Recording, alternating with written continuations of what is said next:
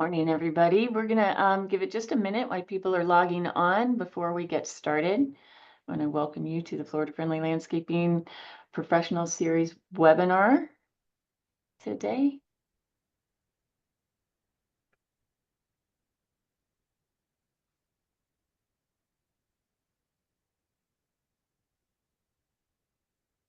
Good morning, everybody. Okay, so it looks like we're slowing down there. I am Claire Lewis, the director of the Florida Friendly Landscaping Program, and I'd like to welcome you to the Florida Friendly Landscaping Professional Webinar Series. Today's webinar is Common Landscape Issues, and you'll notice your microphones have been muted.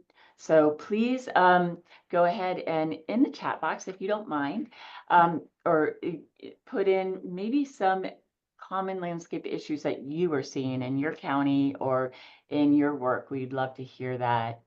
You'll notice that we will have the chat box open in the beginning here, and then we'll close it and ask you to put all your questions in the Q&A box, and we'll take them at the end of the presentation.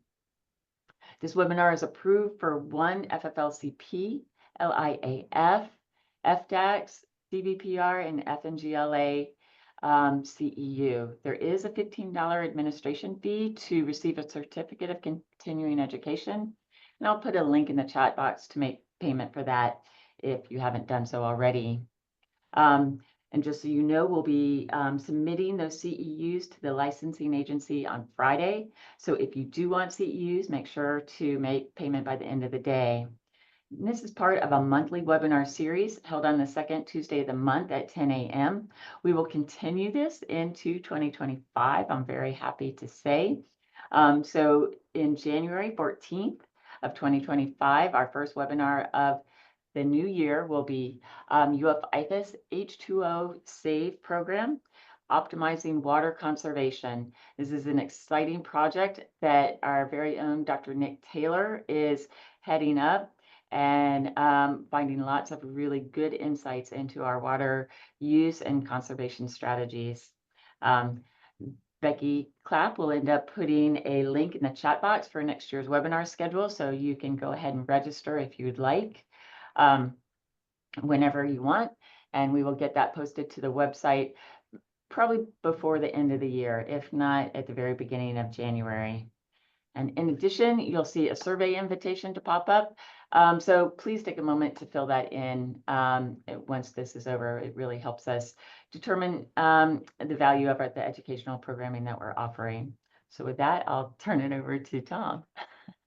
Claire, thank you so much. You know, it's so exciting that I get to be the one to introduce you for this webinar that we're doing today, and it's my pleasure to introduce Claire Lewis, who's been with the Florida Friendly Landscaping Program since 2011.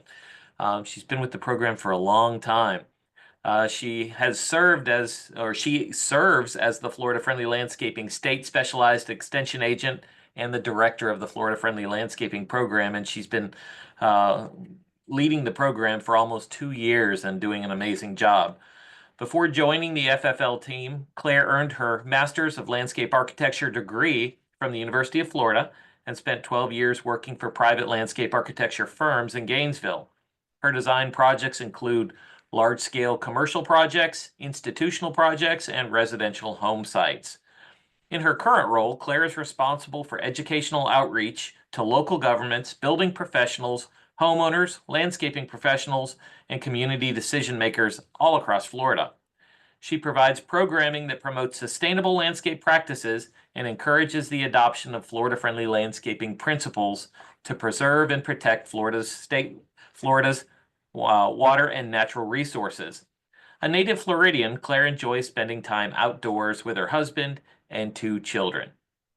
Today, Claire is presenting common landscape design problems and easy solutions.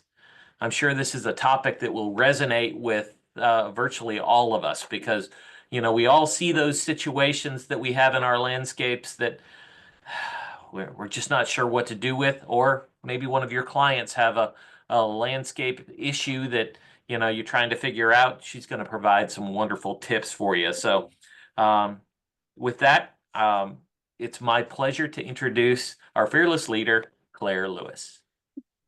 Thank you so much, Tom. This is fun, and I'm really glad to be here today and have the opportunity to talk to everybody.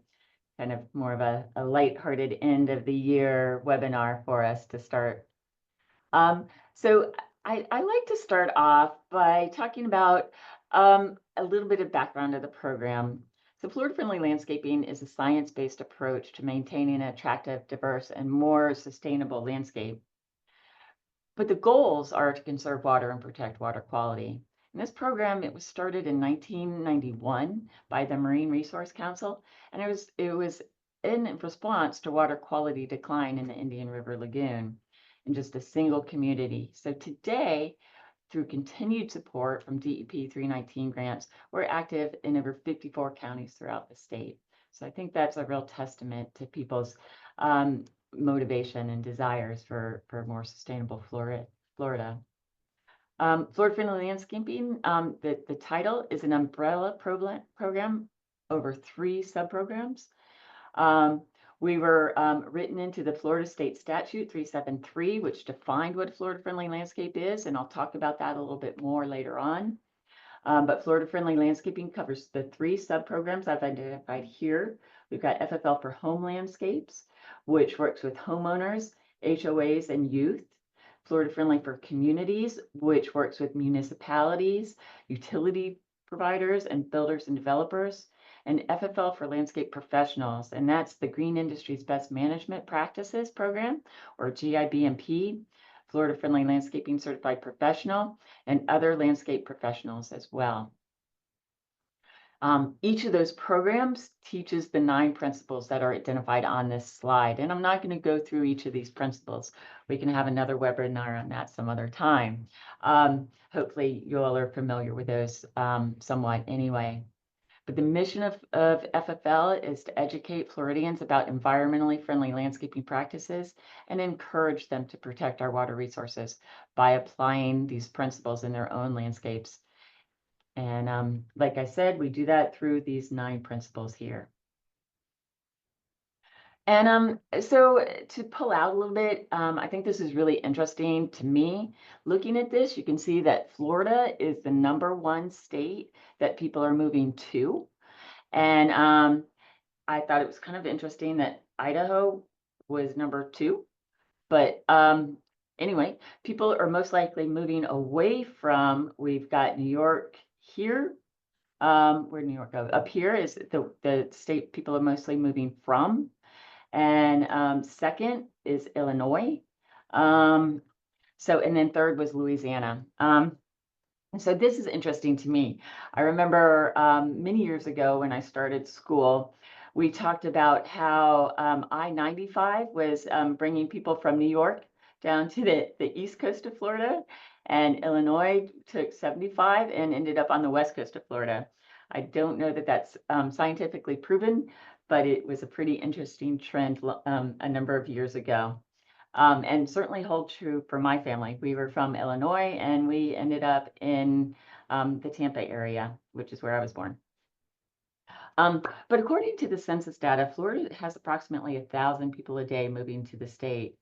And, these folks come in from, up north and across the country. I don't think they really know what they're in for with landscaping in Florida, because it's very different than other states. I like to say that Florida is special. Florida is characterized by periods of inundation with heavy rain to periods of extreme drought. And we really are asking a lot of our landscapes, and for them to really thrive and function is quite a feat that we can do it at all. One of Florida's many charms is that no matter where you are, there's likely to be a beach nearby. So gardening in the state with such extensive coastline requires a little extra planning to deal with the relentless sand, limestone, and salt. Mayaca fine sand is the most common soil type in the state. It extends inland and covers more than 1 million acres of land. The Panhandle region is less sandy, but gardeners there battle through clay deposits and different soil types. Further south, the soil is very shallow and the limestone bedrock raises the pH to alkaline levels. Even a jackhammer is sometimes required to begin a new garden in South Florida. Another thing that's different is that we have a year-round growing season, and that gives us plenty of places for Florida to, be a host for invasive plants, pests, and wildlife. So many species that are beloved up north may be a problem down here in the Sunshine State. So different things to think about when you're gardening in Florida, for sure. Another thing to keep in mind is that your client or what your client's expectations are.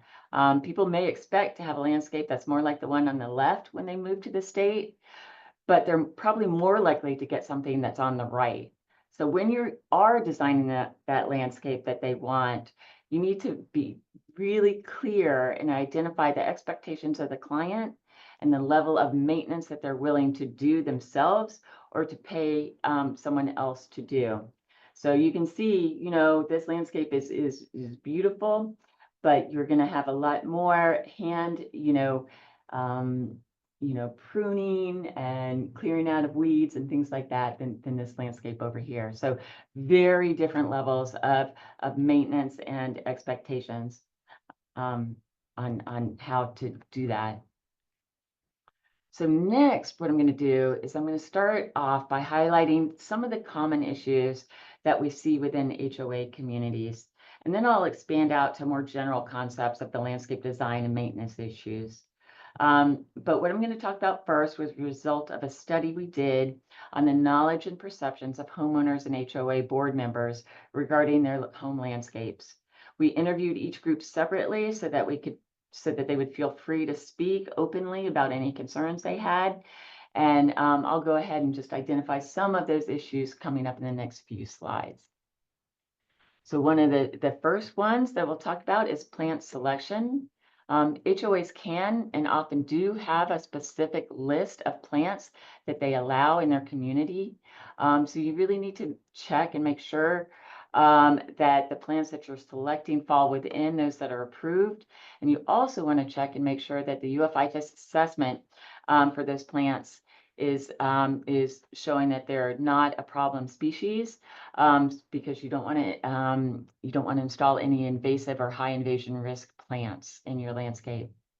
The verge planting area or RO or the right of way utility area is this area right here. It's the area between the road and the sidewalk. It's sometimes known as the hell strip. It's usually owned by the city or the HOA, but it's usually the homeowner's responsibility to maintain it. To make this even more complicated, HOA rules usually still apply to this area, and the maintaining turf is often difficult. Even when there's an irrigation system, it's prone to damage and overspray. You can go on the city's website, and if you have any question about who owns that site and what the zoning laws are, they should be posted online. And some options you can use in this area would be turf alternatives. Could be things, they should all be low growing, but they could be low growing ground covers to make sure that you're not blocking any sight lines. Large trees planted in right of way are also another common issue. They tear up both the road and the sidewalk. And this is a really big and expensive issue, right? They're usually planted for permitting requirements, I would say. You have to have so many shade trees, per feet, things like that are just written into code. But they can and do cause problems. This can, upheave the sidewalk. It can be a safety issue and cause tripping hazards.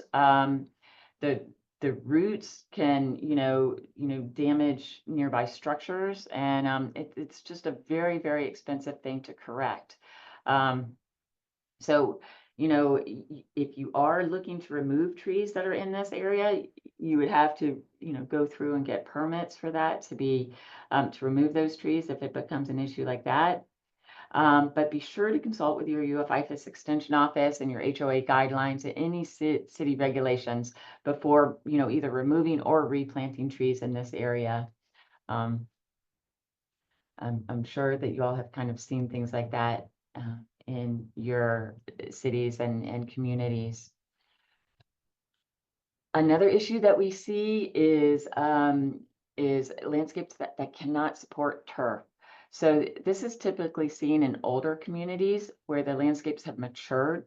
The trees have grown now so much that they provide shade, and grass is just not able to survive underneath the trees in the shade. We've even had phone calls from people who said their HOA wants them to cut down a mature tree just so that they can grow grass.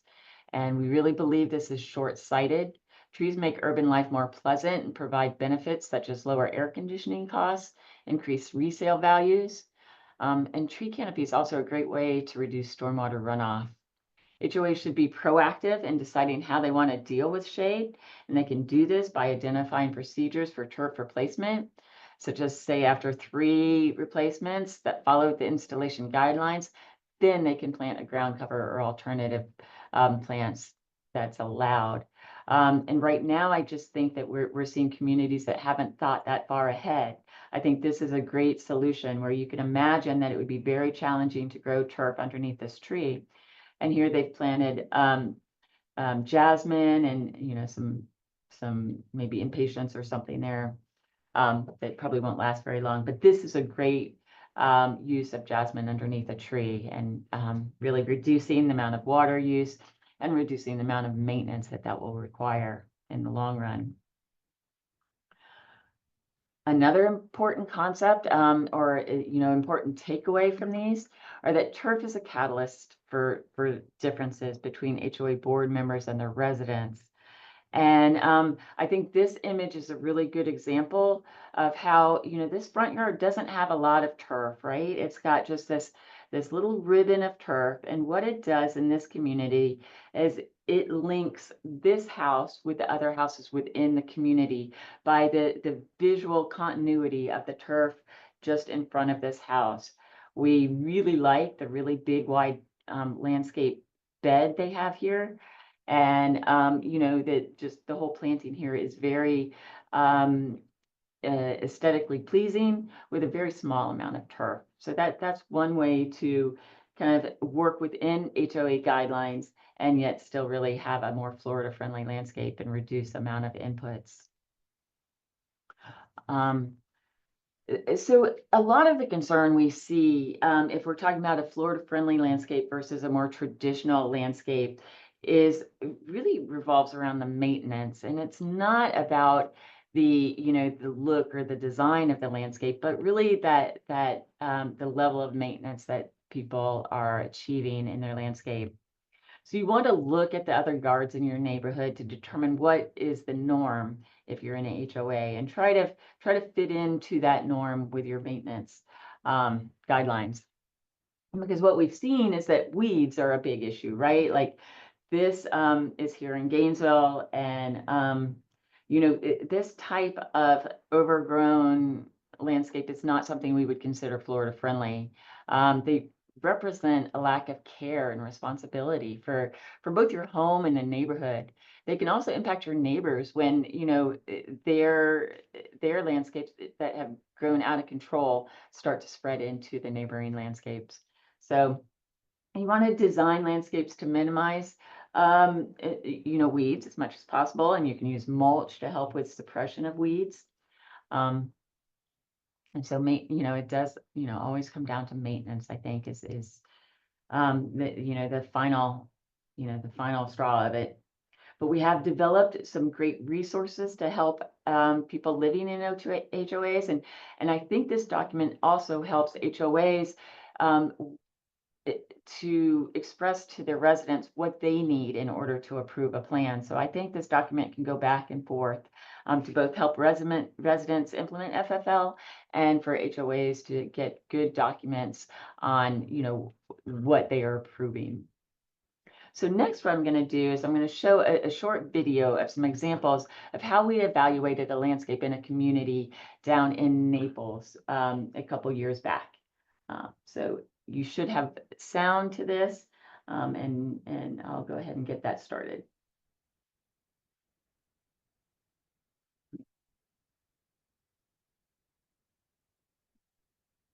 I do not know.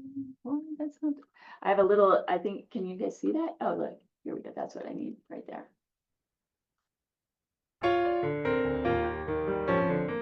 Hello, my name is Jeremy Wilhelm, and I'm the owner of Ah, all right. Sorry, guys. Wilhelm Brothers Landscape Management. Today, we're in Bird Bay of Venice to look at examples of Florida-friendly landscaping design. Let's go take a look. So when converting an existing landscape into a Florida-friendly yard, the first steps we do as landscape contractors are do a plant analysis of the site. As you can see in the background, we've got a multitude of plant varieties. We want balance. We want color contrast. So the plants that we don't want to remain, we're going to remove completely. In removing this turf area and this mulch over here and the mulch in the walkways, we're going to put something low growing and ground cover that completely takes up where the mulch should be. Maybe jasmine minima, something that doesn't need constant maintenance, but will eliminate the need to put down mulch, because every time it rains or every time we get a storm or even the irrigation goes off, the mulch that they're paying us to put down is being washed away. It can lead to the storm runoff, which contributes to pollution. So we want to keep that contained in areas where it's not going to be washed away. We're going to remove this pittosporum as well as this viburnum. Anything that we have to constantly prune to create access is not maintenance friendly. We want to come through here pruning wise at least every 3 months and just selectively prune with hand pruners. When we're done doing that, then we'll come in and do a design analysis. The design analysis will try to incorporate the existing plant material that we were able to salvage and keep in that area. Following that, we need to do soil analysis. We want to know soil pH. We want to know an irrigation analysis. I need to know exactly what kind of irrigation system they have, what type of water are they on, how many gallons per minute are they putting out in what zone. Are the plants separated where our plant material is on a different zone than our grass? And I want to know my nutrient values in my water. Reclaimed water has a lot of nutrient, can affect the plants. So here we look at an area. We've got a porch. There's a wall here that you can't even see past. We've got a hedge that we're maintaining that's being irrigated. We have a block of turf grass. We've got a parking carport with other plant material that's being irrigated separately. So we know by looking at this that every time this is being irrigated, I'm sure it's rolling over into the turf, whereas the turf irrigation is rolling over into the plants. When realistically, we have to ask ourselves, why is this even here? That's unnecessary maintenance. A solution to this, eliminate these hedges, and put a row of hedges in the center that you never have to prune for clearance. We don't have to take them away from the carport. We don't have to take them away from the porch. We can, towards the sidewalk area on this side, we can put something small, tiered, and low maintenance to add a little bit of color and aesthetics and contrast. Maintenance for an area like this becomes very difficult. Not only do we have to bring our mower, which here we have asphalt, but in some circumstances we have decorative pavers, we have nice concrete driveways, but we're mowing an area that we can't really mow all of it, especially in a narrow area, so we involve some line trimming. In addition, we have to constantly edge around here, which doesn't necessarily look the best. Then we have to blow this material onto this turf area without blowing it beyond. As you can see, a majority of this grass has already been depleted from cars running it over it. The problem we have is they also run over the irrigation system. Installing a ground cover, specifically a Florida-friendly ground cover or Florida native, we really don't need irrigation. We don't have to constantly edge, we don't have to constantly mow, and our maintenance can be reduced to maybe monthly, if that. So here, we have a strip of turf grass which is in the wrong area. What we want to do in a situation like this is we want to have contoured grass areas so we have easy mowing patterns. We want to eliminate all line trimming. So here, we're going to contour this bed and basically cut this off into a nice round edge so a mower can follow it smoothly without backing up or turning around. I love the term common sense and return on investment. So if you follow the principles of right plant, right place, and you generate all your research as landscape architects do, and you design a community or a property, whatever it may be, following those principles, not compacting plants together, putting plants where they fit, you achieve two things. You have a happy customer because you have a really aesthetic looking property which adds to its value, and two, you have a happy property manager because you don't have a landscape budget that's through the roof. Maintaining landscapes that aren't Florida friendly cost money for replacements, cost money for constant problems because you're promoting that through the actual design.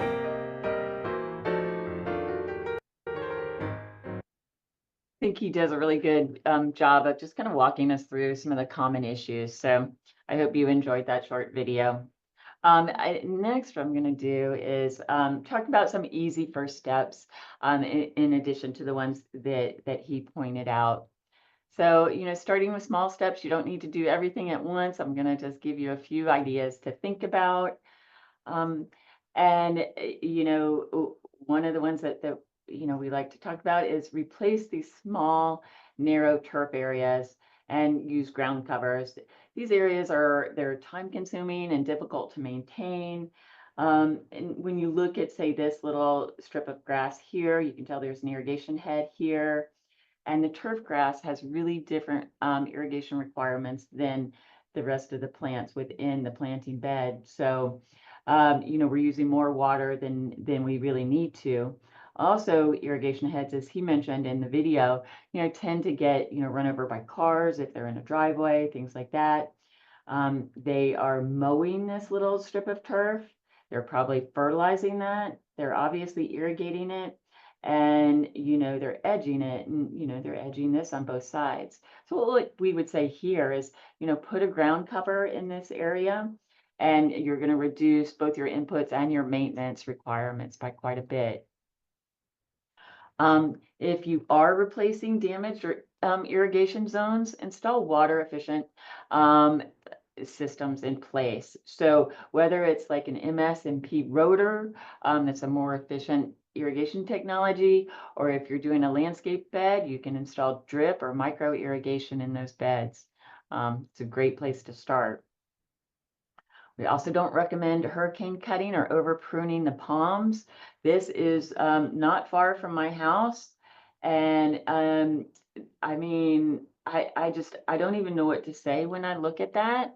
But I can tell you they did not die. I don't know who thought this looked good, but those palms, they did stick it out and they flushed back out. So I'm very happy to say that they didn't die. On this one, I don't know if y'all can put in the chat box or not, but maybe do y'all see something? He's pruning this palm. We would say that he's over pruning it, right? Because we only recommend removing the brown fronds from the bottom. So nothing above, 9 and 3. The other thing I'd like to point out is he's climbing this tree with tree spikes. So that's another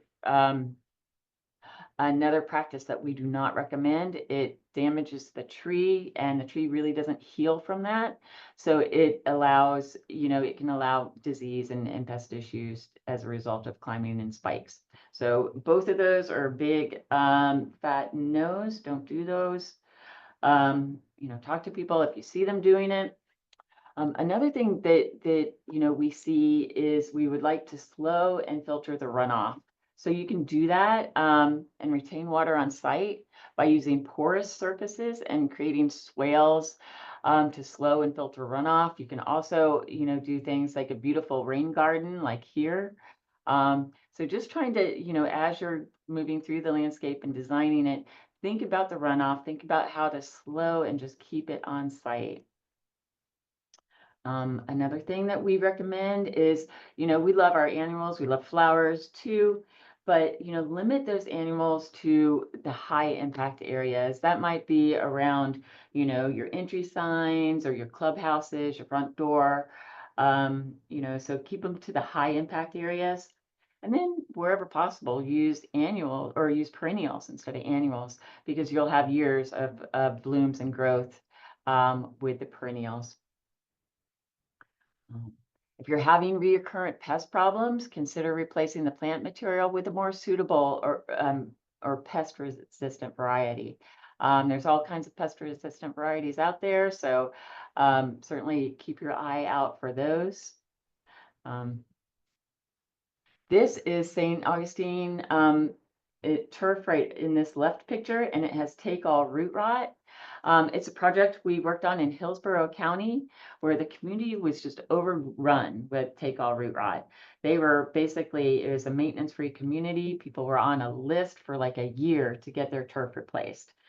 So I think the community as a whole realized that this was not sustainable. So we came in, we worked with a great group of people. We redesigned the landscape to have larger plant beds, and we replaced the St. Augustine turf with Bahia, because Bahia was less susceptible to this specific disease. And so this is the, the after with, an increased plant bed, and the Bahia here needs to be mowed, but it's looking very healthy. And this community, as a result of this project, ended up changing their codes to allow for Bahia grass, because prior to this, they were only allowed to have St. Augustine, and unfortunately they got take-all root rot, which was the cause of the problem here. There's, various other pest problems that you might be experiencing in your turf. Lethal viral necrosis of Floritam is caused by a sugarcane mosaic virus, and it's a severe and very expensive landscape issue in southern Florida. It's also widespread in Pinellas County, and it occurs less frequently in a few other areas of the state, but you may have experienced this LVN. And what we recommend here are using some of the newer varieties of turf, such as Citra Blue or Citrazoy. There's a couple other varieties out there as well, and they may still get the virus, but the thing is they don't succumb to it and they don't show as many impacts from it. So I can talk a little bit about Citra Blue. It's a new cultivar of St. Augustine grass. It was developed by the University of Florida. It has a really pretty blue-green color. It has good shade tolerance, improved disease resistance, improved drought tolerance, and it has a reduced mowing frequency. Citrazoy is another one that was developed through the University of Florida as a finer blade zoysia grass. It has improved winter color. It has improved disease resistance and an improved response to drought tolerance. So those are two options that are now pretty widely available. So definitely keep your eye out for those. Indian hawthorn leaf spot. If you have this and you're experiencing this, consider replacing with one of the newer disease-resistant varieties, and be sure to use mature size when planting and installing those. Because when they're planted too close, it increases the moisture and the likelihood of getting this disease. So lethal bronzing, maybe you've seen this where you are, hopefully not. I think it's really spread through most of the state, and researchers are reporting more than a dozen, I think it might be almost up to 20 species of palms impacted by this disease. Some of the ones on the list are queen palm, cabbage palm, pindo, coconut palms. And right now there is no cure for this deadly plant disease. You can identify it and prevent the spread of it in your area by basically, if you notice the palms are dying, we recommend that you take them out.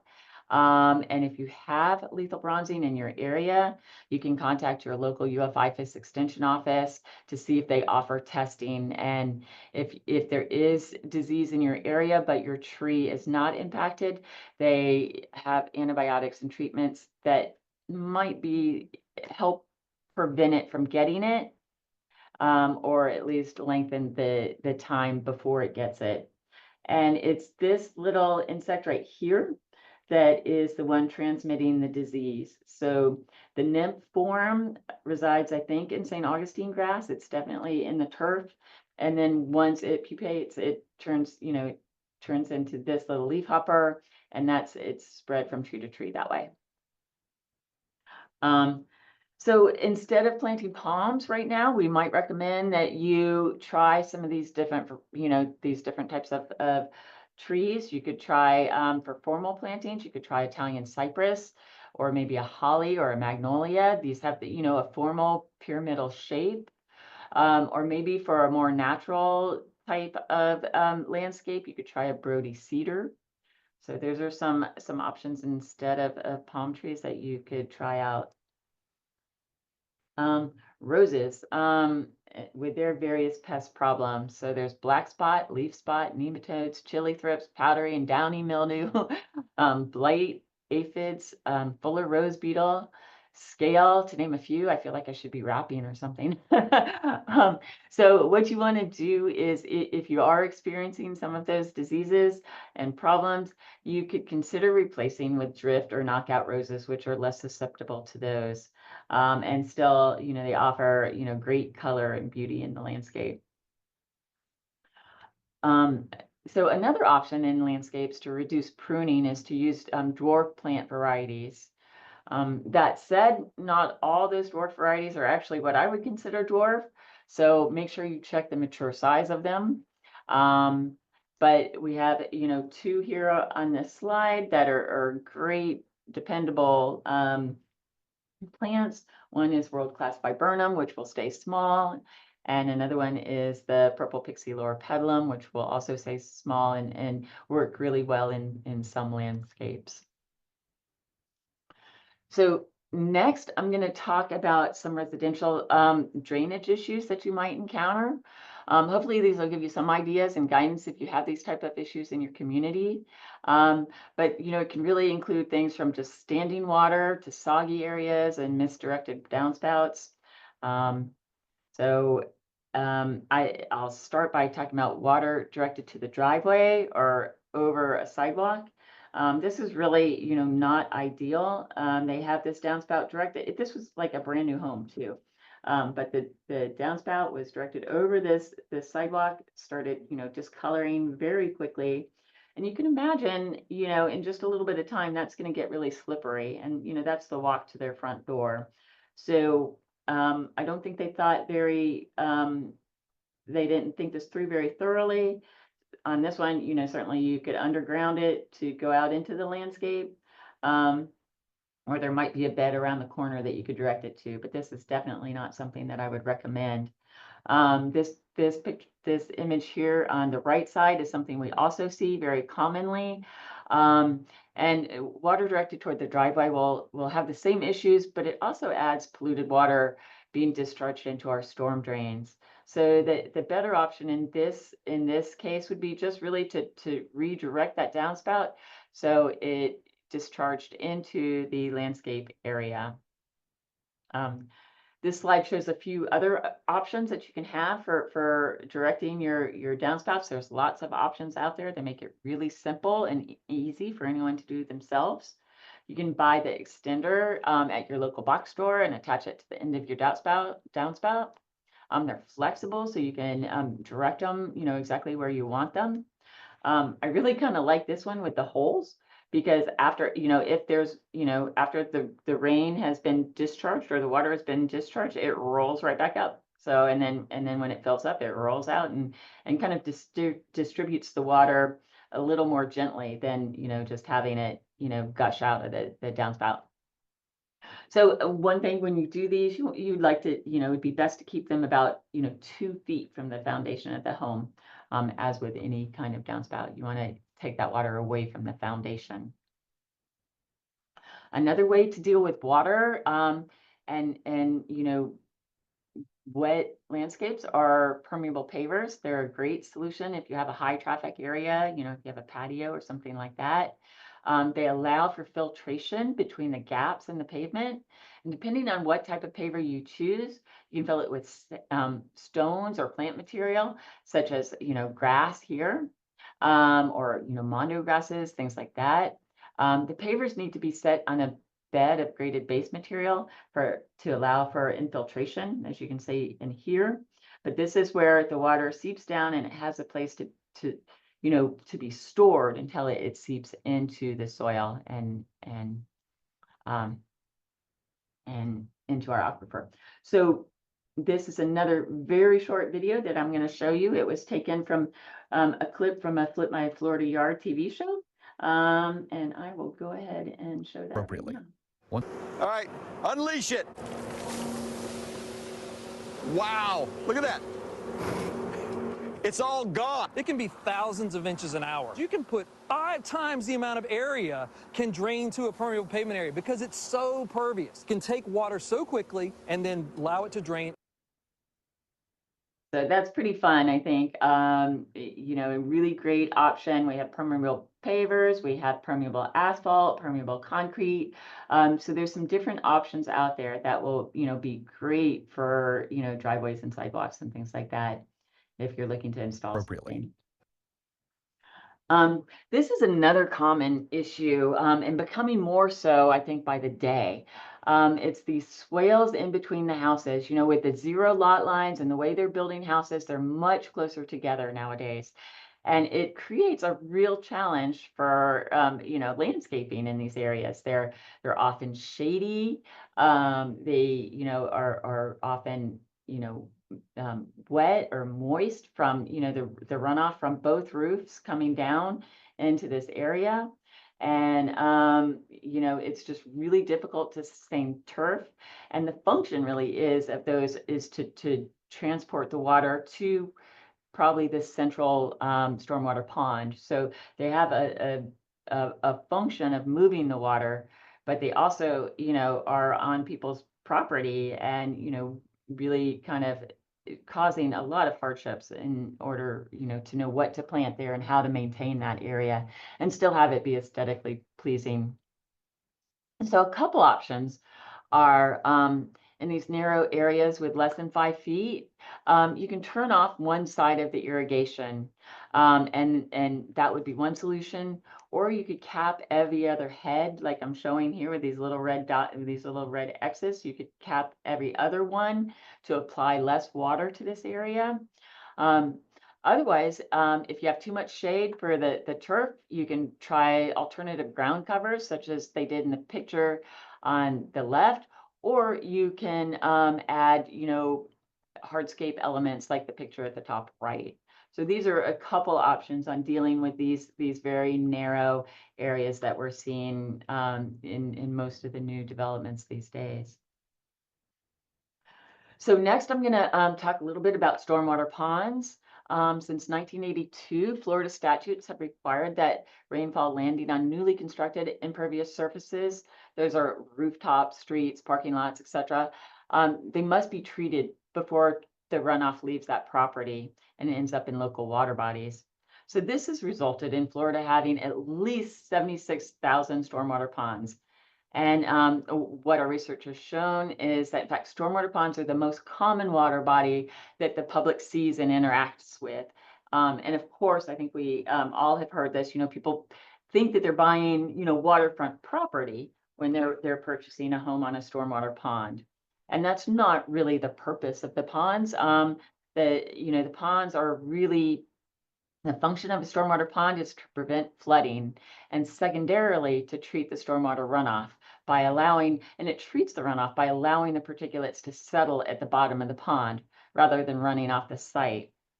And the pollutants in the stormwater pond can include heavy metals, fertilizer, pesticides, trash, bacteria, sediments. And this is really a big source of our water quality problems. And so, you know, really something that we need to pay attention to. But the maintenance of stormwater ponds is complicated, right? It's complicated by the aesthetic preferences of the residents and of the laws governing the function of the ponds. So, you know, they're special too. So many homeowners don't connect their landscape design and maintenance practices with the problems in their stormwater ponds either. So highly maintained lawns and that direct the discharge of you know, into stormwater ponds, they, you know, this extra nutrients and things like that can really intensify the weedy growth of these ponds. So we want to try to do source control, which is the reduction of fertilizer and pesticides. And this is always going to be our best defense. But pond edge plantings can play a role. So installing a 10 to 20 foot buffer zone between the landscape and, sorry about that, between the landscape and shoreline can help. It can help absorb the nutrients before they enter the pond. And it can help prevent erosion, and it can enhance the beauty of the pond. You may want to protect the view with low growing ground covers or breaks in tall vegetation. And another thing to keep in mind is the buffer and fertilizer requirements are variable per county specific ordinances. So be sure to check with your local county extension office before, before you make changes to that buffer zone. And I love this image. I think it does a really great job of comparing the shorelines. So up here in this area, you can see where the turf is planted right down to the edge of the stormwater pond. They're experiencing quite a bit of erosion here. And then you can see where they've had littoral plantings down here in the corner, how much it has secured that bank, and they're not losing, their pond to erosion because of those plantings. So really, really valuable to have littoral plantings. And that image does a great job of that comparison. So next, I'm going to briefly talk about the Florida Friendly Landscaping legislation. Kind of changing gears just a little bit here. So the Florida Statute 373.185 is legislation that impacts local governments, HOAs, and residents. Defines Florida-friendly landscapes as quality landscapes that conserve water, protect the environment, are adaptable to local conditions, and are drought tolerant. It also encourages water management districts to implement incentive programs for local governments to adopt FFL ordinances. And in addition, the legislation states that local government ordinances, deed restrictions, and covenants may not prohibit Florida-friendly landscaping practices. However, the statute does not invalidate HOA architectural control and landscape committee decisions. Homeowners can implement FFL as long as they comply with the code restrictions and gain approval from the appropriate committee. Homeowners associations may require certain elements of Florida-friendly landscaping to be located in the back or side yard, but they can't, outright prevent them. So next, I'm going to have a poll. If you guys could take a moment to fill this out, Becky is going to launch that. And if y'all don't mind going through those questions, give you just I'll look at the clock. I'll give you 1 minute to go through these and just give it your best shot on answering these questions. And Becky, if you don't mind, just if you could show the results in like just a few seconds here, like 30 seconds.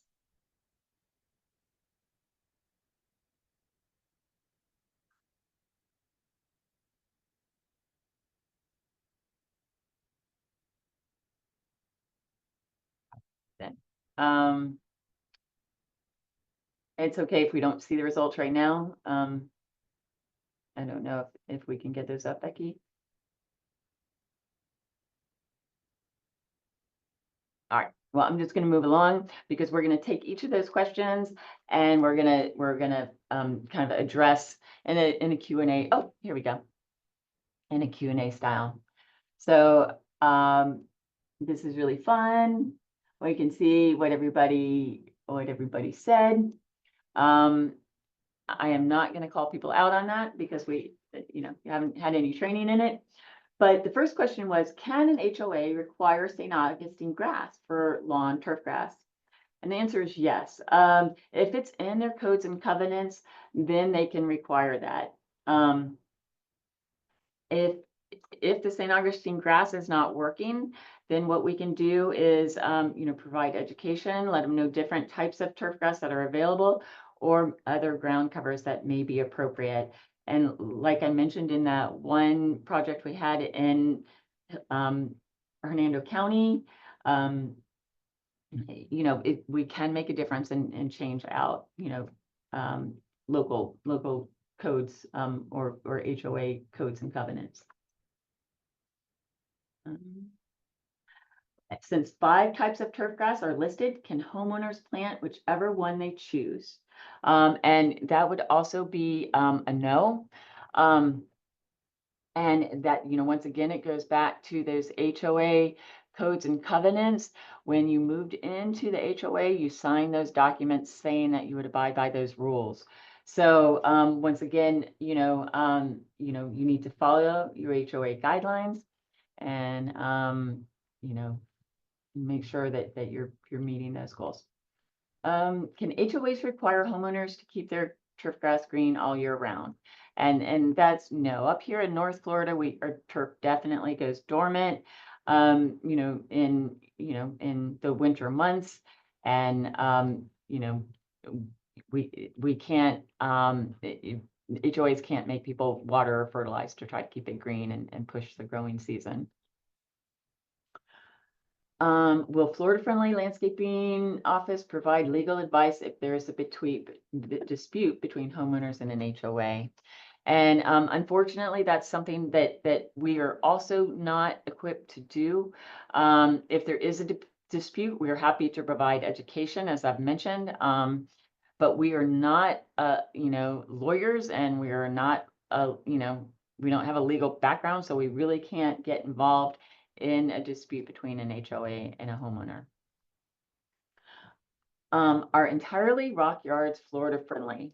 That would be also, that would be, boy, I have a lot of no's. I need to put some yeses in here. They are not considered Florida friendly. Really, the rock yards create quite a bit of heat. They don't support, wildlife or insects or much habitat for anything, really. And then, underneath those rocks, it gets really, really hot. So the microorganisms in the soil even start to, break down and die because it's just too hot. So all rock yards are not considered Florida friendly. Is rubber mulch Florida friendly? No, we don't consider recycled rubber mulch Florida friendly. We really recommend organic mulches that break down and enhance the soil over time. Rubber mulch is usually made from recycled tires, and they can off gas and just not be very nice to walk on and things like that. So we don't recommend rubber mulch. And synthetic turf. Is synthetic turf Florida friendly? And the answer to that, as you see on the screen, is also no. And similar to the rocks, as I mentioned before, it gets really hot. It emits noxious gases from the breakdown of the plastic materials in the synthetic turf. It doesn't filter carbon dioxide, and it doesn't really filter stormwater runoff either. So I'm going to show another quick video. This one does not have any sound, but it was done by a researcher here at UF, comparing synthetic turf grass temperature to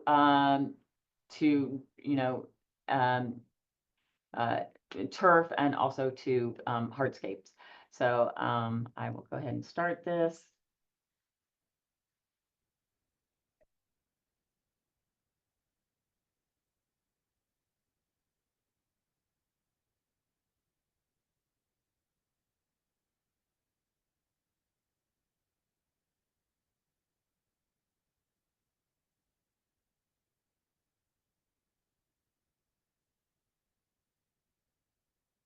Used to when I show this oohs and ahs, and I, of course can't hear you all, but you can see, I think it's pretty powerful when you see him move his hand back and forth.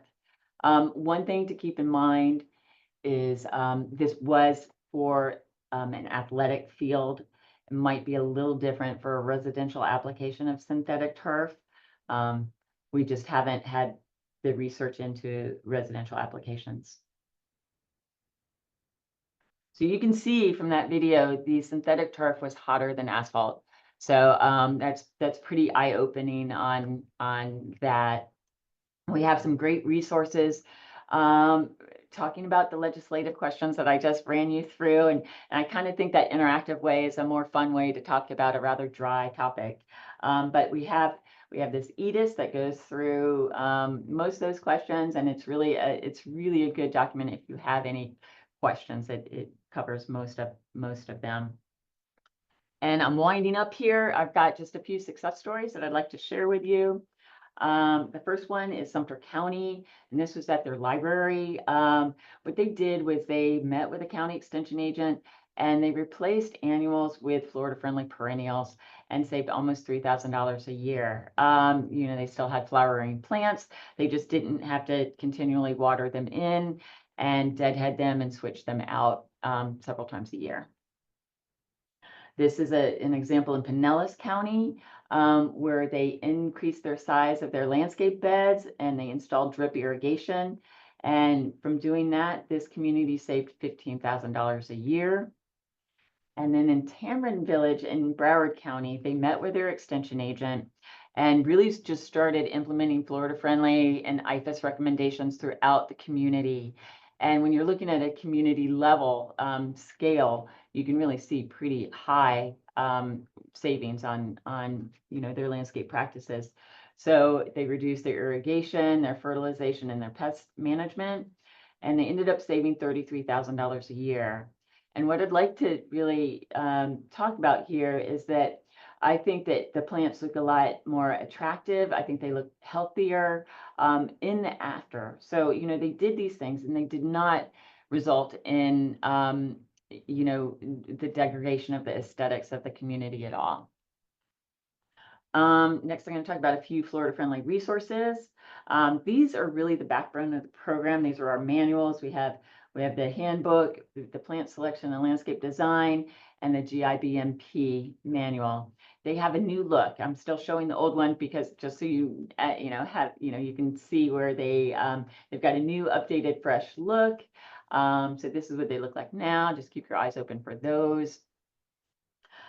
We also have a Hire Florida Friendly campaign and website. And this is really, we're encouraging people to hire trained landscape professionals like you all who are, you know, actively, you know, trying to stay up to breast on the latest recommendations and things like that. So it's not only Florida friendly, we have a link to all the different certificates and certifications that we are encouraging for, you know, people when they're looking for landscape professionals. We also have 5 free apps, so please check those out. We have a plant guide that helps you select the right plant for the right place. We have a guide, the Florida Fertilizer Ordinance app, to help people, landscape professionals applying fertilizer throughout the state, make sure that they're aware of the latest ordinances and you know, maybe bans in their area that they're working on. We have Florida Toxic Plant app that identifies plants by if they're toxic to people, pets, or land or livestock, and also by the symptoms of the poisoning. So that's pretty interesting. We have FL Butterfly Gardens and FFL Bee Gardens that has plants that are attractive to those insects, and also helps identify, you know, the different forms of the butterfly. So with that, I will finish up here and take any questions. I know I ran right almost to the end, so I apologize for that. I covered a lot of material there. Claire, thank you so much. You did cover a lot of ground in that, and you know, so many tips and so many good stories that I saw in that that presentation that, you know, it kind of inspires me on, oh, I've got some work to do on how to fix up my landscape and what to do with some of those problem spots that I have. But we do have some questions. So let's start with what information can you supply in regards to tree wells? What are the general parameters of the well diameter? Can large rock be placed under the canopy to restrict fill placed beyond it? That's a wonderful question. And we have a great resource for that. We've been working on a green stormwater infrastructure. It's a maintenance manual, but we have the trees that are identified for different sizes of tree boxes, and information on how to install and maintain those. So if I can try to get the link and put it in the chat box. I just don't know if I can do it while I am on this Zoom call. But yeah, that I know that you've been providing some wonderful webinars and things on green stormwater infrastructure. And you know, it's a tremendous resource that FFL and DEP have created. Yeah, you're right, Tom. And so, yeah, not only do we have that manual, we also have a whole webinar series on green stormwater infrastructure, and we do have one on tree boxes. I think it's tree boxes and permeable pavement I think that's how those went together. And But they can get definitely that check from those the out. FFL website. It's archived there. I'm sorry? It's all archived on the FFL website, so they can access it there, right? Absolutely. Yep. Fantastic. Do you have any guidance on Florida-friendly landscaping for improved pastures?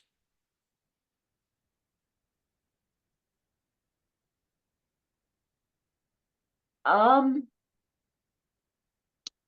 are you trying to convert the pasture into, I mean, I'm assuming the pasture is probably Bahia. And are you I trying think to, they're I just guess I would need a little more information. I yeah, I don't, kind of think they're just asking about, you know, are there environmentally friendly ways to manage a pasture, perhaps?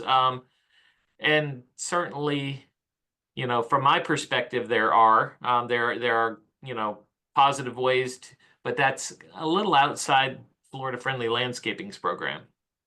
it is, we have some great ag and commercial folks that this would be very much in their wheelhouse. We typically, with Florida Friendly, we deal with more urban landscapes and not pastures. Okay, great. Are there grasses like variable witchgrass that can be used in shady areas and don't ever have to be mowed? I'm not familiar with variable witchgrass, which leads me to believe, and Tom, you can answer that, but we do have other ground covers that might be able to grow in shady areas. Those would be things, certainly like jasmine. And there's, mondo grass and different types of grass. Natives were a little short on, I think, in that area. And this is one thing where our FFL plant guide is really great, because when you use the plant guide, the app, you can filter for what you're looking for exactly. So if you need With shady, any of the ground covers, though, you know, I'll just chime in and say, you know, in most cases, they're not going to tolerate traffic. So you're going to have to provide for a walking path or somewhere, you know, so that you can get around. One of my favorite natives, you know, I know I've shared this with you, is the partridge berry or Machella repens. Is good for the shade and, you know, stays low and gets a little red berry as well. yeah, that and things like ferns and other ground covers that stay low would be a great answer. I don't think that there's any types of grasses that you can walk on or things like that that'll work in the shade. So using ground covers and stepstones, things like that, that could be a great pathway. I think you touched on this, but I'll let you address the question. Aren't there state laws that allow people to use Florida-friendly plants? And people in HOAs can use ground covers instead of lawns, especially when the lawn is not doing well. Yeah, that's a good question, and it really comes down to the nitty-gritty on how your HOA codes and covenants are written. So if they're written to say that, you have to have a particular type of turf grass or a particular type of, use plants from a list, then you're required to follow that. What's happened is we have had people who had to continually, say, replace turf because it's gotten shady, and they keep replacing the turf and it just keeps dying because it's too shady to support it. The HOA, you can go to them and request a variance. And we have had some various variances approved. There's been different legal actions. There's never been a legal action that's gone to court and been settled. They've all been mitigated. So they haven't actually gone through the whole process. to set a precedence and really allow us to move forward. We do expect that to happen one day, where we will have a precedent set on right plant, right place. Because I would strongly say that if a plant keeps dying in a certain location, then that would not be the right plant for the right place, and it doesn't make sense to keep replacing that. All right. Can you give some ground cover examples for both sunny and shady areas? So could you name 2 or 3? Well, so sunny areas, you could do some natives like sunshine mimosa or frog fruit, things like that. You could also do perennial peanut for sunny areas. And shady areas, we kind of mentioned some earlier.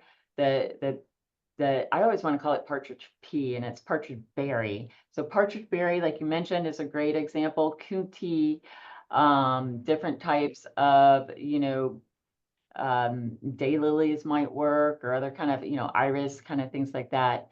And shade areas also, they have the dwarf, I'm thinking of the dwarf, what am I'm drawing a blank right now. Cast iron plant with the little spots on it. Ah, yeah. What is that? Aspidistra or cast iron plant. Yeah. Yeah, That those, I Milky Way is the one that's probably the most common. with the Yeah, spec- that Milky Way is gorgeous. If y'all haven't checked out Milky Way, check it out. It's shorter than a normal cast iron plant. It's really cute, a little white, a little white on it. It really stands out in the landscape. It's a great plant. Any thoughts on incentive programs to encourage people to convert their landscapes to Florida friendly? Well, Charlotte, this is a fantastic question, and so I think maybe you're from St. Pete area. They developed an incentive program that was flipped, and we are currently collecting different examples from around the state of counties and utility companies that are developing incentive programs for implementing Florida-friendly landscaping. So Charlotte, please reach out to me directly. My email is right here, and let's talk. We're in the process of really trying to get those out and make them public, so that if your community wants to develop an incentive program, at least you won't have to start from scratch. We can show you some other ones that are out there and some lessons learned and what's worked and hasn't worked. Great. Bromeliads, is that something that could be utilized in landscapes? Even though some of them are, somewhat pokey? Well, bromeliads are a great way to add color to your landscape. And I remember a while back when what was it? Was it West Nile or something like that, where there was a lot of concerns about bromeliads, and I even know that some communities, wrote legislation to not allow them, thinking that they would, really be a host for mosquitoes. I think bromeliads are a great plant, and they're a great option in our landscapes. Like I said earlier, they add a lot of color. They're really hardy. They don't require much water. And if you do have water or are concerned about mosquitoes, I think you can use little, I think they're called bits, but they're like little mosquito dunks, but they're tiny, and you can kind of sprinkle those in the cup of the bromeliad. Fantastic. And there's so many different kinds of bromeliads. They're just fun. Well, so many different sizes and colors, and obviously if you're in North Florida, that you may have to do a little cold protection. I recently covered mine just a few days ago, but with a little bit of care like that, certainly they can be a great choice. Talk to me a little bit about living shorelines. We had a question about living shorelines, and also, those, strategies for maintaining buffer zones. Those could kind of go hand in hand. Any thoughts? Mhm. Well, I absolutely am so supportive of living shorelines.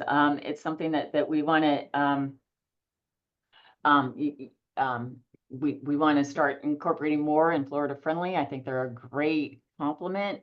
They're showing really good results with living shorelines. And for some of you who might not know what a living shoreline is, it's when you take, say, and I see them in coastal areas. I don't know if they have them like for ponds, but for coastal areas, living shorelines are, plants that are planted along the shoreline with really deep roots that work to keep that shoreline in place and reduce erosion. And, the trials that they have there in Cedar Key have really shown a difference between having a seawall and a living shoreline next to each other, where the shoreline really was more resilient during that hurricane that came through. We have a webinar recorded on that I would recommend someone watch, if you're interested in it, go ahead and watch that. And then we have a living shoreline webinar scheduled for the Pro Series, I think sometime in 2025. I don't know exactly when. Okay, awesome. Can edibles be incorporated? Can they be part of a Florida Friendly landscape? Oh, absolutely. Edible landscapes and I'm trying to think of the other term. All I can think of right now is edible landscapes are a great addition to the landscape, and incorporating different, say fruit trees or herbs and or even fruit producing plants such as blueberries and stuff interspersed within the landscape is, an excellent idea. You just really have to keep in mind what the watering and nutrient requirements are of those plants, because if they do need a lot of water or supplemental nutrients, then you're going to want to group those together so you're not overwatering or over fertilizing your other landscape plants. But definitely a great addition to the landscape. Great. You showed the FFL guidebooks.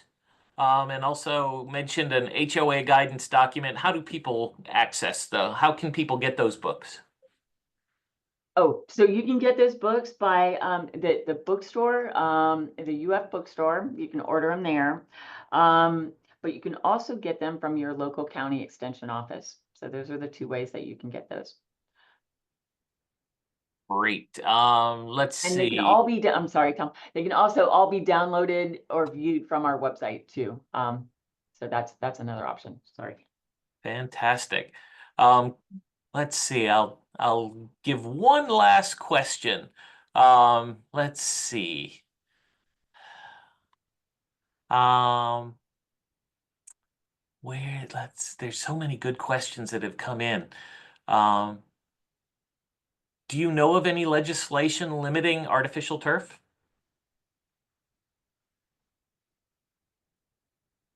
Don't. What I've come across was we had communities that were looking to install to require artificial turf, and we did talk to them about some of the impacts from that. I have not heard of anybody banning it. Okay, and actually, I want to give you one more. Can you talk a little bit about the Florida Friendly Certified Professional? What's the process for becoming FFLCP certified? Wonderful. So Florida Friendly Landscaping Certified Professional, the requirements are you take 6 online courses, and if you hold another landscape license or certification, you may be able to opt out of some of those requirements. But in general, it's 6 online courses and a field module. And right now, our agents across the state are developing their schedules for their training for the next year. So we will have those new field modules when they're going to be held, when and where they'll be held. Those should be starting to populate on our website in the next month or so, where we'll have a good idea of where we'll be able to have those trainings. Claire, thank you so much for giving us so many great tips, for staying overtime and answering so many questions. It's been a real treat, and I look forward to certainly the next year of hosting these professional webinars. Just a reminder to everybody, our next webinar is scheduled for January 14th at 10 a.m. Eastern Time. That's January 14th of 2025. I can't believe we're there already. And that's on the H2O Save program with Dr. Nick Taylor. I hope everybody has a very wonderful holiday season.